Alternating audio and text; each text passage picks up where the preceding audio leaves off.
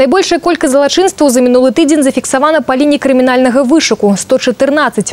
Што называецца, па гарачых слядах на працягу сутак раскрыта 88, 19 з ліку здзейсненых раней.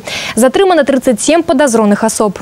За мінулыя выхадныя зарэгістравана одно дорожно-транспортное здарэнне. Один чалавек атрымаў раненні рознай ступені цяжкасці. 24 июня около 9 часов 10 минут на территории Барановского района автодорога Р-108 Барановичи-Молча-Дятлова зарегистрирована дорожная авария. По предварительной информации, девушка 1990 года рождения, жительница Барановского района, управляя автомобилем марки Nissan, на закруглении дороги влево не выбрала безопасную скорость движения, не учла погодные метеорологические условия и совершила наезд на барьерное ограждение.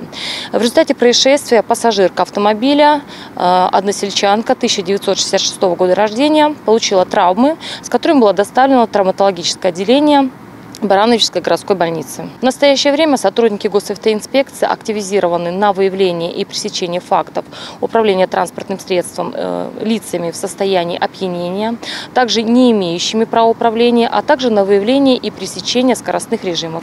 Супрацоўнікамі брэсцкай мытні выявлено 80 административных правопорушений на мяжы. В республиканском пункте таможенного оформления Козловичи при исследовании грузового автомобиля МАН с территории Польши на территорию Евразийского экономического союза был проведен таможенный досмотр, по результатам которого установлено, что в грузовом отсеке сведения о товарах, перемещаемых, не соответствуют сведениям указовых товаросопроводительных документов. По результатам таможенного досмотра было установлено, что перемещается 865 единиц промышленного оборудования, необходимого для нефтепереработки, с нарушением норм таможенного законодательства, стоимость которого составляет свыше 1 миллиона белорусских рублей. 3 пожары зарегистрировали супрацоўнікі МНС. Ахвяр няма. Пошкоджено 3 побудовы, 1 автомобиль.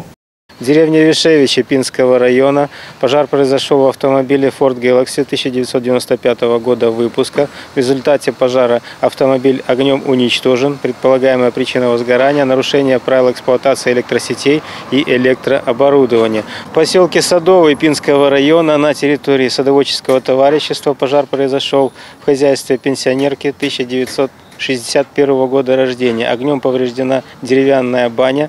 Предполагаемая причина возгорания – нарушение правил эксплуатации печи.